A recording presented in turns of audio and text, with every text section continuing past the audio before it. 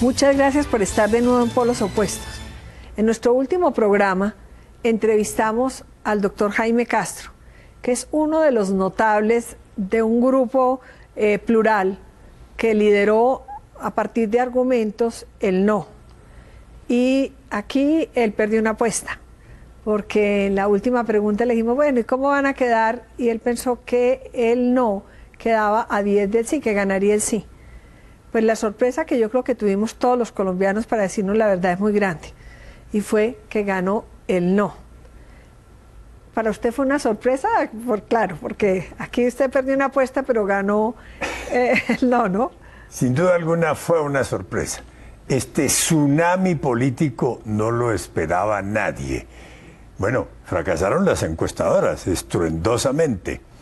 Y, doctora Noemí, yo destaco... Perdón un minuto, y usted dijo algo muy importante que me parece que es válido repetirlo. En ese programa dijo, va a ser más alta la votación porque hay miedo de decir que se está contra el gobierno, que tiene todo el poder, todo el presupuesto, todas las posibilidades, y miedo de un grupo armado votando al mismo tiempo. Eso va a ser distinto como aparece, en eso tuvo razón, le quiero decir. Hay que destacar cómo la ciudadanía resistió a la presión oficial, a los abusos de poder, al derroche sin límites de dineros públicos. Por primera vez en la historia de Colombia, los funcionarios públicos, autorizados por la ley, podían invitar a los ciudadanos a votar en uno u otro sentido. Y hay algo muy delicado que le quiero decir y que quiero comentar en este programa, y es que la misión de observación de la OEA ha elevado su voz de protesta por el desequilibrio absoluto que hubo entre una campaña y otra. Yo creo que si queremos buscar democracia no podemos tener abusos. Creo que hubo un desequilibrio muy, muy grande y bueno, pero... Todos los factores reales de poder, tanto públicos como privados, nacionales e internacionales, estuvieron a favor del sí. Pero la ciudadanía, en su sabiduría, no solo resistió toda esa coacción, sino que votó en conciencia, libremente. Pero lo de la comunidad internacional es muy delicado, porque aun cuando la diplomacia pues cura todas estas cosas, pero a mí me lo han dicho varios de los que vinieron, nos sentimos un poco atropellados, porque nadie dijo, esta firma se hace al referéndum del plebiscito. Es decir, la democracia colombiana estuvo un poco maltratada porque no se tuvo en cuenta que la decisión la tenía el pueblo. Y eso ha sido comentado entre corredores de manera crítica. Usted que fue canciller y muy buena canciller, si una votación como la que tuvo lugar en Colombia el domingo pasado hubiese tenido lugar en Inglaterra, en Francia, en Alemania, en España, no va ningún jefe de Estado a 3 o 4 días de las votaciones. No va a apoyar a su colega jefe de gobierno, porque eso se considera una intromisión en asuntos internos. Pero perdón, la Cancillería Vaticana, la diplomacia vaticana, tiene fama de ser muy buena, muy seria, muy responsable, muy eficaz. Se le fueron las luces, porque es obvio que el Papa Francisco no estaba pendiente de qué pasaba en Colombia. Le dijeron sus cardenales. Ese es el único ídolo que me va quedando a mí, es Francisco, el Papa. Y esa sí fue una metida de pata muy, muy grande de nuestro jerarca, muy grande. Se le sentía recitando además el libreto. Sí. Pero bueno, han estado, afortunadamente que no era dogma, ¿no?, el tema, porque... Bueno, yo no tomé partido, creo que ningún colombiano, y me lo propuse desde que tengo este oficio alternativo, no contar mi voto, hacerlo en conciencia, me pareció una decisión muy importante. Pero sí tengo la impresión, doctor Castro, que los cogió con los calzones abajo, a todos. La improvisación que se notó en una y otra orilla es muy grande, pero está preparado el grupo del no, con las diferentes acepciones, el uribismo, usted, Hugo Palacio Mejía, Jesús Vallejo, gente tan notable, pues que para plantearle una alternativa, porque ustedes dicen renegociar. Hoy oí a la canciller en algo que me llamó profundamente la atención, pero profundamente, es que ella dijo, es que ya el balón no está en el gobierno ni lo tenemos los negociadores, el balón lo tiene la FARC. Yo no entiendo eso, ¿usted lo entiende? En absoluto. El domingo por la noche, el presidente Santos, las FARC y Álvaro Uribe fueron muy sensatos en las declaraciones que hicieron.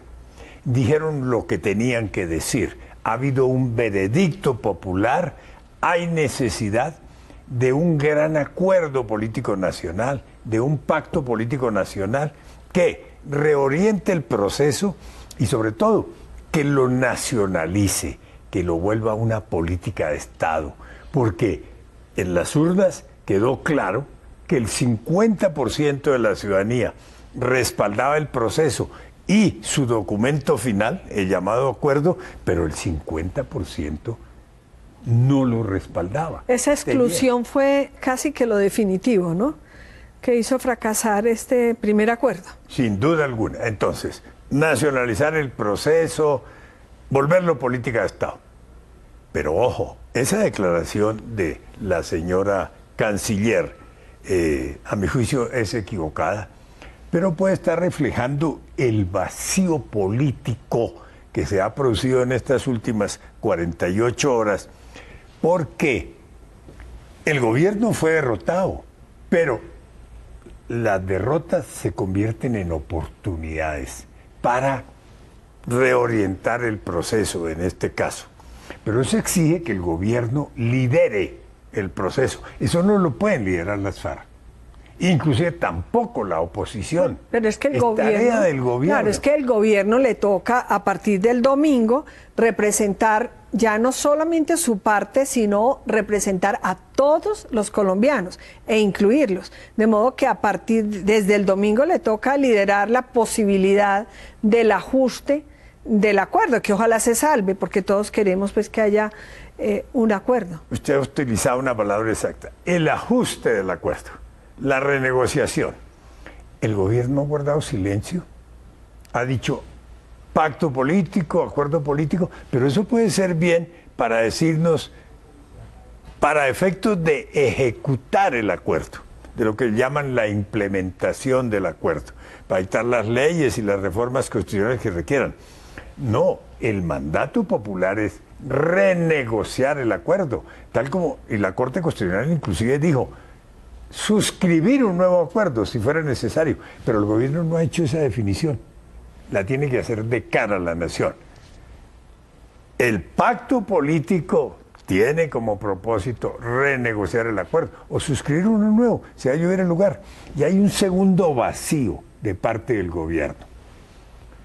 El señor Timo León Gómez, Timo León Jiménez, Timochenko o Rodrigo Londoño, son tres personas distintas, pero un solo comandante guerrillero. Ahora, muy bien asesorado, dice, este acuerdo que suscribimos es un acuerdo especial de los convenios de Ginebra. Por tanto, es prácticamente un tratado internacional que ya lo depositamos allá en la Secretaría del Gobierno suizo y que entró a ser parte del ordenamiento jurídico del país. Vamos a hacer una pausa y continuamos.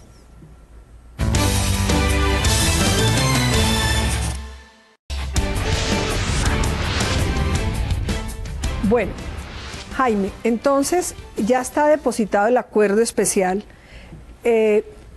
Opina la guerrilla y algunos otros que tiene vigencia en lo internacional como acuerdo especial y que no tiene vigencia en lo interno. ¿Cómo es este galimatía jurídico? Bueno, es un tema bastante complicado, pero pónganos lo elemental, porque no todo el mundo es abogado. En lo elemental. Los llamados acuerdos especiales buscan humanizar la guerra, aliviar los estragos, los rigores de la guerra para los mismos combatientes y para la población civil ajena al conflicto. Se han firmado varios en todo el mundo. Ojo, en Colombia, el presidente Andrés Pastrana, cuando el Caguán, firmó 2 con las FARC. Lo recuerdo. Y las FARC en ese momento no dijeron, esto es un acuerdo especial que entra a ser parte del bloque de constitucionalidad de Colombia y que por tanto se vuelve inmodificable. Eso me parece que es claro. Pero ahora las FARC vienen con otra tesis, pero lo que llama la atención es que el gobierno guarde silencio, que el gobierno no diga, entonces, ¿comparto o no comparto esa tesis? ¿Es cierto o no que las dos partes, gobierno y guerrilla, y repito, la única parte legítima para negociar, así haya ganado el no, es la delegación que el gobierno dé? Es decir, tiene que negociar el gobierno y tiene que negociar los argumentos que le den ustedes, los del no o no, porque ustedes no pueden ser contraparte de la guerrilla, no tienen legitimidad. Es el gobierno el que tiene la legitimidad. De acuerdo, pero no necesariamente el gobierno tiene que casarse con los puntos de vista del no. Puede tener sus propios puntos de vista, puede llegar a la conclusión, mire, perdí el plebiscito porque me equivoqué en este tema y esto hay que corregirlo. Pero la iniciativa, el liderazgo en la materia está en manos del gobierno. Pero el gobierno podría nombrar a varios de ustedes en la comisión que mire el ajuste, para ver si logramos salvar el acuerdo. Es decir, si a usted y a Hugo Palacios Mejía les piden el favor, y a alguien del Centro Democrático, les piden el favor de entrar a la comisión para que ustedes, mejor que nadie que han expresado los argumentos del no, traten de convencer a la guerrilla para hacer los ajustes pertinentes, ¿ustedes aceptarían esa designación del gobierno? Noemí, esa es una negociación política. Allá se tienen que sentar los que tengan peso político, los que tengan, por ejemplo, una bancada parlamentaria, los que tengan audiencia en la opinión pública nacional. Pero ustedes se quejan que con los límites que tuvieron en tantas presupuestales, de medios, de todo, y ganó el no, ¿cómo van a decir que ahora se van a culillar si los llegan a nombrar en la comisión? Perdón, ¿sabe quién es? Yo creo que la mesa de negociación para reorientar el proceso debe ser tripartita. ¿Cómo debe ser? Gobierno, obviamente. La oposición, que en este caso está representada por Álvaro Uribe. Pero si están en desacuerdo, ¿cómo hacen para negociar con la guerrilla las partes? Momentico. Y como es una tripartita, es el gobierno que representa a todos los partidos del sí. La oposición, que con fuerza política, con bancada parlamentaria, con audiencia nacional propia, es el Centro Democrático. Así uno no pertenezca a ese partido, ni sea uribista, eso hay que reconocerlo. Y las FARC, esas tres Pero partes. Jaime, yo no concibo que el gobierno, que fue derrotado el domingo por pocos votos, pero fue derrotado, sentado con la oposición, eso es darle gusto a la guerrilla. Yo creo que ahí tiene que haber un acuerdo entre gobierno y oposición para ir unidos con una sola postura a negociar con la guerrilla. Lo otro me parece inmanejable. Yo creo que eso es lo que están buscando. Usted tiene razón. Gobierno y oposición, al fin de cuentas, los dos son establecimiento, ¿no? Los dos representan el institucionalidad, digámoslo para... La institucionalidad, sí. El Estado. Sí. Representan el Estado, la autoridad del Estado. Y yo creo que este grupo primero que reunieron tiene esa finalidad. Es más, entiendo que mañana se reúnen el presidente Santos y el expresidente Álvaro Uribe.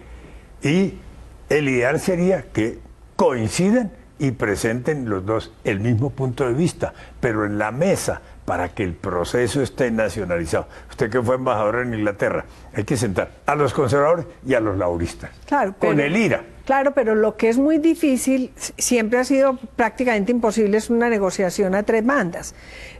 El presidente Santos perdió el domingo y en ese momento él recibió un mandato político para ajustar, para hacer unos ajustes al acuerdo. ¿Estamos de acuerdo? Y entonces me parece que el sí y el no se tienen que poner de acuerdo para sentarse con el liderazgo del gobierno a negociar con la guerrilla. Con el liderazgo del gobierno y el gobierno, seguramente en las conversaciones hagamos una composición del lugar. Es mi punto de vista y es el punto de vista de la oposición, claro, de los que ganaron. Y aquí estamos representando la nación entera. Ustedes no están negociando con una parte de la sociedad colombiana. Aquí estamos. Tiene la garantía, con la democracia, porque la democracia fue la que dictaminó eso. Jaime, y supongamos por un momento que desafortunadamente no hay ni siquiera negociación entre los del sí y el no, y menos pues obviamente con la guerrilla, sino que se dice el acuerdo está y ese es nuestro punto de vista y esto es lo que se puede salvar. ¿Para dónde, cómo quedaría la circunstancia política en Colombia? Pues eso deterioraría sin duda alguna el proceso, crearía una incertidumbre muy grande. Que es muy costosa para el país la incertidumbre, en lo económico, exacto, lo político, en lo internacional. La única ventaja en este momento es la siguiente: las FARC tomaron una decisión positiva, conveniente para el país, una decisión que en ellas es irreversible.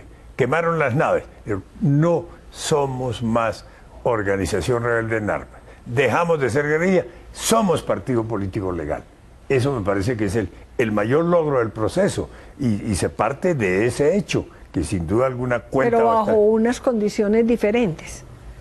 Entonces vamos a hacer una pausa que ya me están pidiendo, pero a mí todo me parece indicar que es tan complejo y sobre todo porque la incertidumbre es muy grave para el país. Eso hay una responsabilidad muy grande entre todos los que están liderando esta etapa y yo creo que vamos para una Asamblea Nacional Constituyente donde ya los enfrentamientos no se dan, sino que el pueblo nombra unos representantes y por votación se deciden las cosas de unos.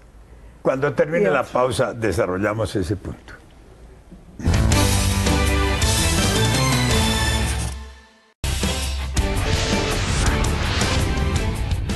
Entonces, si no hay encuentro entre el sí y el no para la representación frente a la negociación con la FARC, ¿qué pasa? ¿Para dónde vamos? Voy a decir una herejía política. Bien pueda.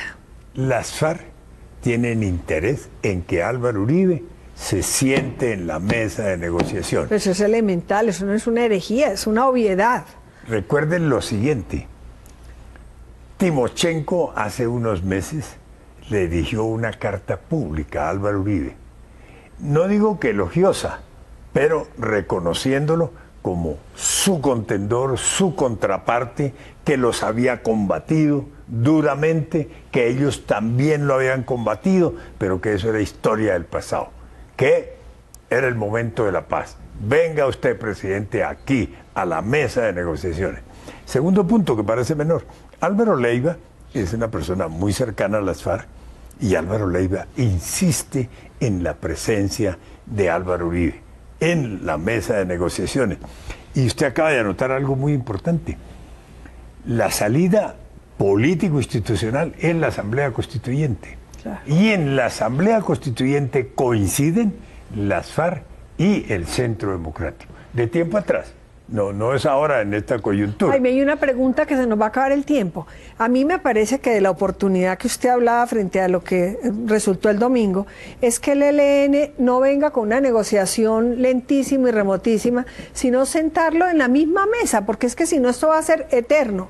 Sentar al gobierno, que ya tiene que representar el sí, el no, en una comisión que ojalá participen pues el país todo incluido. El ELN y así salir de esta etapa tan complicada. Si la negociación es separada, hoy le dimos como concesión a las FARC X, al ELN hay que darle X más, y más tarde a las autodefensas gaitanistas X más. No, y sobre todo, Jaime, y sobre todo una cosa gravísima, aquí conversando, ojalá que el gobierno retome el gobierno. Es que el tema de la paz es prioritario pero hay que ver cómo va la economía y cómo, a ver si el Congreso asume las reformas y no tenemos que esperar que el ELN y la FARC nos saquen las reformas. Y a ver si la justicia colombiana recupera el prestigio, administra la justicia transicional y no hay necesidad de un tribunal extranjero, yo no sé, especial. Estamos completamente de acuerdo. Mire, la Asamblea Constituyente se justifica no solo por la refrendación de lo que sean los acuerdos con los grupos subversivos, sino también para la otra gran reforma institucional que se requiere. Usted ha señalado el caso de la justicia, el caso del régimen territorial, de gobierno de municipios y departamentos. Y el Congreso de la República ya mostró que no es la instancia válida para esos efectos. Y la última pregunta, esas facultades que tenía el gobierno, ¿qué fue lo que dijo la Corte Constitucional? Ilústrenos a todos si ganaba el no. ¿Qué pasa con esas facultades que tenía el presidente para hacer su fast track en el Congreso, donde el Congreso prácticamente renunciaba a su capacidad legislativa? No, es que había una reforma constitucional que acababa con la separación de poderes. El Congreso le aplicaban el fast track. Solo se podía ocupar de iniciativas oficiales. Solo las podía modificar o reformar si el gobierno estaba de acuerdo. Además, el señor presidente de la República tendría unas facultades no extraordinarias, como ha ocurrido en toda la vida del país, sino unas facultades que llamaban especiales para hacer lo que considerara que era más conveniente para cumplirle a las FARC. Todo eso afortunadamente murió. Volvemos al régimen político institucional que hemos defendido tanto y que aún con limitaciones es lo que nos garantiza nuestro Estado de Derecho. ¿Sabe cuándo murió eso? El domingo por la noche, cuando la registraduría dijo, ganó el no, porque es que si hubiera ganado el sí, estaban alegando de que eso había empezado a regir ayer. Bueno, ojalá que con los resultados del domingo, que de todas maneras fue una elección ejemplar. Yo creo que el domingo no hay crítica en cuanto a equilibrio ni nada, fue impecable. No hubo una palmada, no hubo un empujón, votamos pacíficamente. Y que, pues, si usted votó sí o si usted votó no, la realidad es que ganaron los del no, y alrededor de las instituciones y alrededor de lo que conviene al país tenemos que estar todos. Ojalá que ese pacto cuente con la generosidad de todos, porque el país lo está requiriendo y la incertidumbre es muy costosa porque las realidades del país son duras y difíciles y el gobierno tiene la obligación de asumir, el gobierno, el legislativo, el Congreso, a legislar lo que se necesita. El Congreso va a jugar un papel importante porque son varias las leyes y las reformas constitucionales que tienen que expedirse para efectos de cumplir el acuerdo reformado o el nuevo acuerdo, en fin. Y ojalá la justicia, Jaime, se acuerde. Y ojalá la justicia se comprometa a poder practicar y a sentenciar y analizar. Y la justicia transicional, yo no veo complicado que las Cortes puedan ejercer esa función. ¿Usted qué opina? Todo proceso de paz requiere un régimen de justicia transicional. Pero el primer proceso de paz en el mundo que a ese régimen de justicia transicional le agrega la creación de un aparato con más atribuciones, con más poderes que la justicia ordinaria del país. Solo los colombianos terminamos aceptando eso. Ese es uno de los grandes puntos de reforma del llamado acuerdo final. Bueno, muchísimas gracias, doctor Jaime. No lo felicito porque depende de lo que ocurra de aquí en adelante, si merece o no felicitaciones los del no. Vamos a ver, porque muchas todo gracias, está por doctora verse. Noemí, por la invitación. Bueno, muchas gracias.